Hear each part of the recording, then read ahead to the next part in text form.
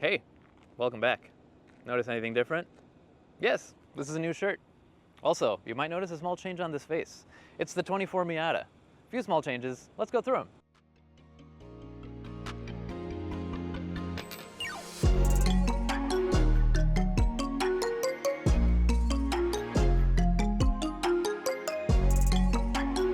Now, if you're not familiar with the Miata, I don't know where you've been. This car's been looking fine since '89, like me, and it's only 4 generations in, which speaks to its timeless design generation in and generation out.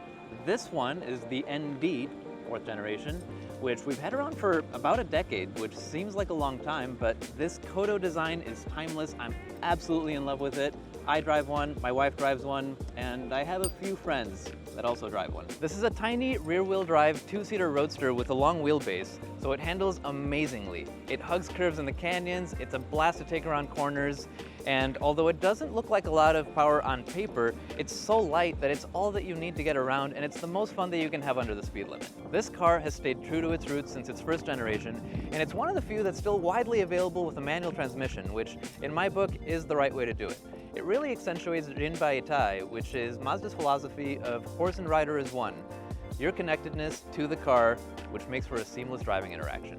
And in this channel, we typically talk about dimensions to make sure this car will fit in your garage. In this case, I didn't even read the stats. Of course it's gonna fit. It's tiny. While many brands have taken liberty in their sizing, like Mini Cooper should really be a Mr. Cooper these days, the Miata has stayed about the same size since its launch, which I truly appreciate. Now let's talk about what's new in 2024. This is a brand new color called Aero Gray, which is a little bit flatter, and it really looks like a hat tip to Porsche's Arctic Gray to me. It might match the color of the road, but it does stand out on the road. Very sharp if you ask me. Now for the headlights, an obvious tweak.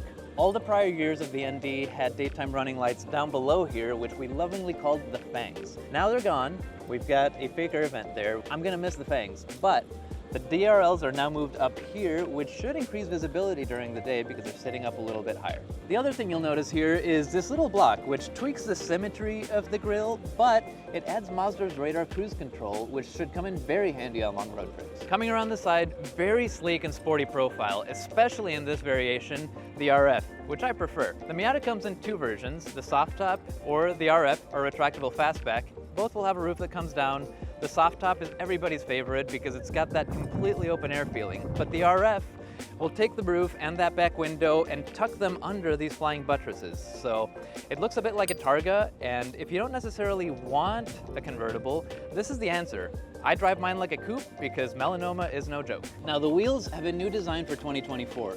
The Grand Tourings will get this machine detail, while the Club will be all black, unless you go to the Brembo BBS package, which will get you some very tasty BBS wheels. The rear really shows off that low, wide stance, and while it's unchanged from last year, the taillights do see quite a bit of a change. This cluster is now full LED, it adds a lot more depth, and your reverse lights have moved up here, which again, increase visibility for the people behind you.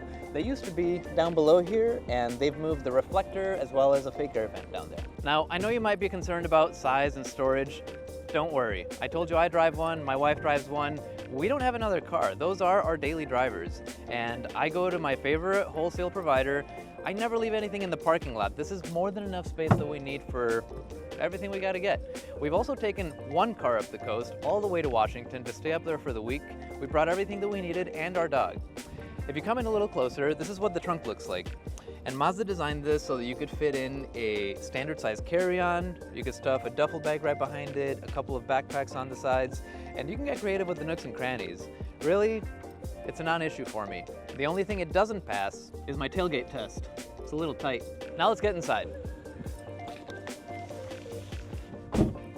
This is a much tighter cockpit than you'll find in other cars, but it's built around the driver, so it feels just right. Why don't you join me in the passenger seat? This is a very clean interior design without a lot of noise, which is exactly what you want in a sports car. A straightforward dash and a non-intrusive infotainment screen, which in this case is the biggest change.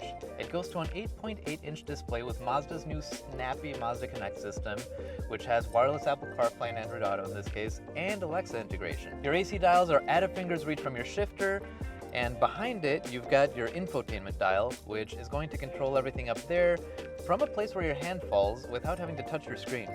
Behind it, you've got a little bit of storage, which isn't huge, but you can keep a pack of gum, sunglasses, $2.50 for donuts, whatever you want. And behind it, you've got your cup holders, which are modular. You can take them out if you need to for more space, and the passenger side could move up here.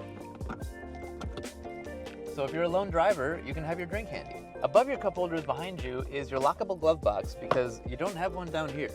But you do have one more storage cubby behind the passenger seat, and in the case of the soft top, you've got one behind the driver's seat too. And you may have already noticed, this here is not a manual transmission, which is worth talking about. Come around to the other side. One more thing about the automatic transmission, which is seldom talked about, and Mazda puts in all of their automatic cars, is the accelerator pedal kickdown switch.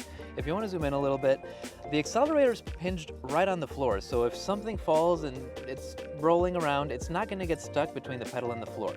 Now, when you bring the accelerator pedal to the floor, you think that you might be flooring it, but you can go a little bit further, and there's a hard click. That is the accelerator pedal kickdown switch, and that is your way of communicating to the car, I need the most torque that you can find me right now. So it'll figure out where it can downshift and just give you that nice boost without a turbo. While you're here, a quick tweak to the interior in 2024 is this leather-wrapped center console. It used to just be plastic before, and the panel right in front of it actually has some padding now. So if you're driving all day, like I might be sometimes, your knee's not gonna get too tired resting against that panel. Of course, this wouldn't be a Miata video if we didn't talk about the roof. In the soft top, it's a single-handed operation. In the RF, it's a single-fingered operation. So this little switch, you wanna press and hold. And on the dash, you've got a display showing the 4-stage process of the top going down in real time. The whole process takes about 13 seconds, so just be mindful of that if you're trying to do it at a light. You do have to wait for a final confirmation beep. There it is. It's a beautiful day, and I'm feeling too at home here. I'm a little antsy to drive, so I gotta give thanks to Huntington Beach Mazda for letting me borrow this car. If you want to test drive yourself, we'll take care of you here or at Tustin Mazda. Don't forget to like, subscribe, and tell me what you think of the new look in the comments. I'll see ya.